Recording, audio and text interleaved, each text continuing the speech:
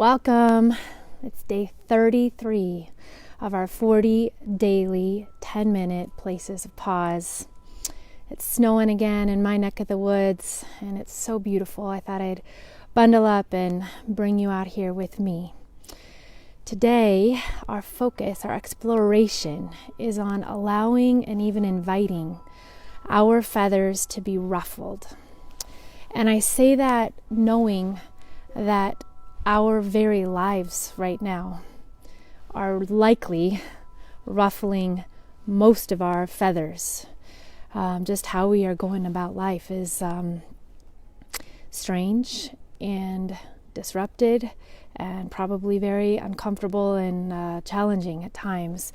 And yet, in this moment of our own feathers being ruffled, my invitation is for us to invite our feathers to be ruffled by injustice, by the needs of our brothers and sisters around the world, in the midst of tending for our own needs and those needs of those nearest and dearest to us.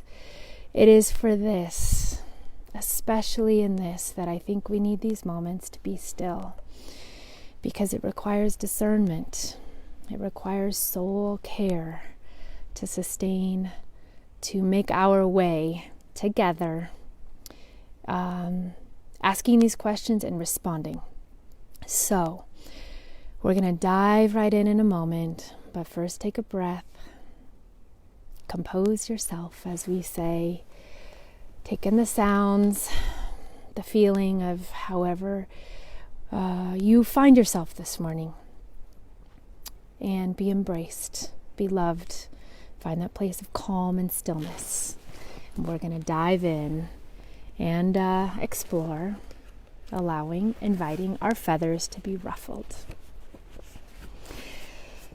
There are things that when witnessed, you respond to automatically. Instinctively, you just do it. You can't not. If you were to see a child running into a busy street with cars whipping by in rush hour traffic, you would likely not need to force yourself to shout or to do everything possible to reach that little one. You would do what you could in that moment, likely without a great deal of overthinking. You would act. You just couldn't not.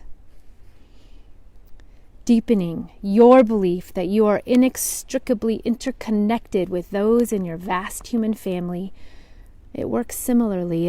It transforms your thoughts, your heart, and what you do. Deepening your conviction that those near and far in your human family belong to you and you to them. It changes. It changes you. It changes the way you see the global realities of poverty, slavery, and exploitation. It becomes nearly impossible to look away, I believe. I'm going to read a quote by Arundhati Roy from a book called Power Politics. She says this: "The trouble is that once you see it, you can't unsee it. And once you see it, keeping quiet, saying nothing, becomes as political an act as speaking out. There's no innocence. Either way, you're accountable."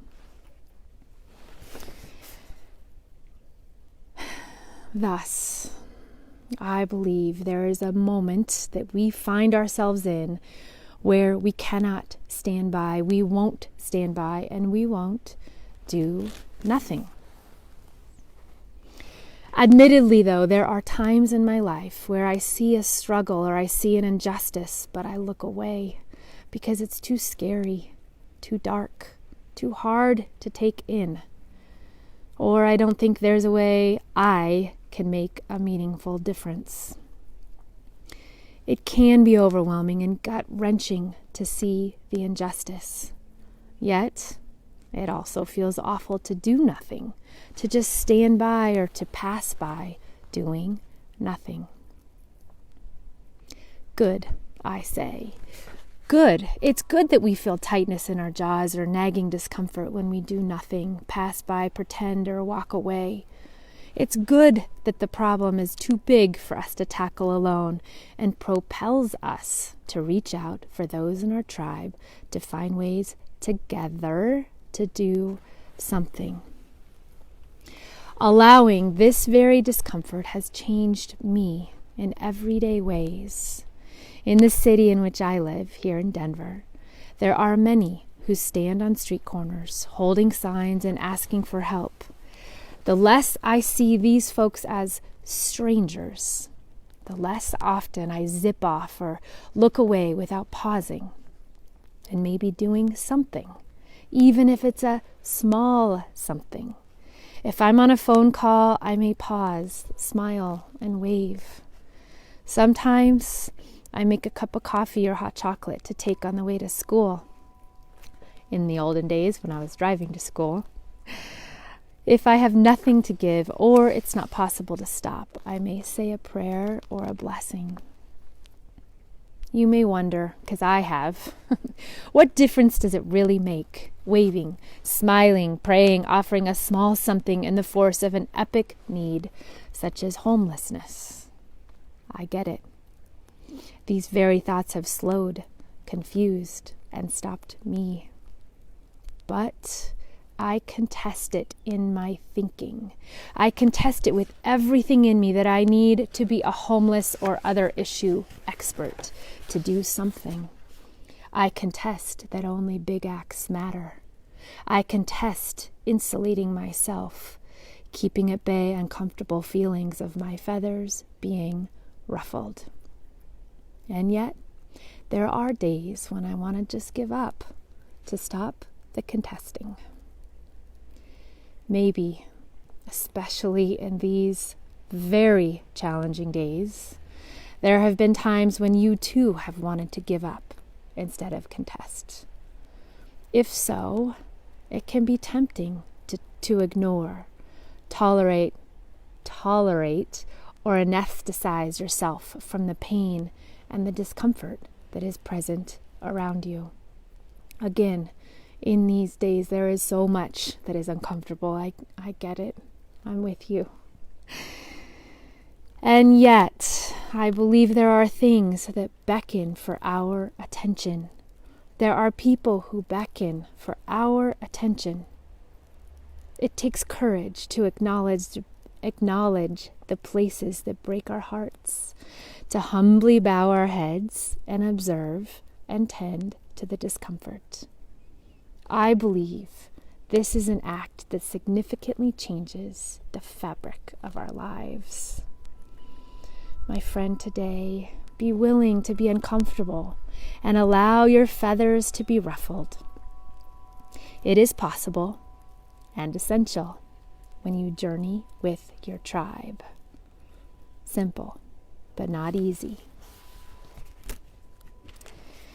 Our threefold place of pause. First, be still, surrender. If discomfort, if a sense of ruffling has come to light in you, look at it and then let it go. If a gripping thought shows up, let it go. Imagine breathing it out, exhaling it, letting it float away like one of these snowflakes falling. Or picture it cupped in your hands, and with your big and capable hands, scoop it up and take it away. Close your eyes. Imagine softening the tightest parts of you, your brow, your jaw, your stomach. Be here. Just breathe. Second, ponder. Let's go deeper together. What is beckoning your attention in your everyday life right now? Write about, speak about, go for a walk about it, and explore what you most desire today. Expressing ample details, love, and hope. If these things are lacking, might you reach out to the sacred, the one who I believe is with each of us, always in everything, no matter what. Ask for a glimmer or a flash of whatever you most need. Again, return to being still, finding calm in the storm. How comfortable are you to allow moments of discomfort to really see and sit with the pain and the struggle that abounds, especially today in our world? Write about it. Go for a walk about it. Consider, where might you allow your feathers to be ruffled? Is it in conversations with those in your everyday life, with those you're quarantined with, or virtually perhaps, and how you spend your time in the quarantine, in the lockdown, how you spend your money, and boldly exploring a part of a painful reality in the world? These are big questions. That's why we need these be still moments. So return to that. Thirdly, engage, commit, a nudge. What is one thing you can do today that you are drawn to, but that you've hesitated exploring before because it's uncomfortable? This is officially a feather ruffling act, and it can be one that greatly changes you. You rock. You've got this, because you've guessed this. You've guessed it. You're not alone. Share something from this place of pause with someone you trust. Oof, getting hot. So, my friend, go it today as you go it today. May you go it claiming and living that you are loved, you are valuable, you have great worth. Knowing that you belong, you're not alone. Claiming that we belong to each other. May you embrace, invite, allow your feathers to be ruffled, and in doing so, stand tall and light up the world. I love you. Peace.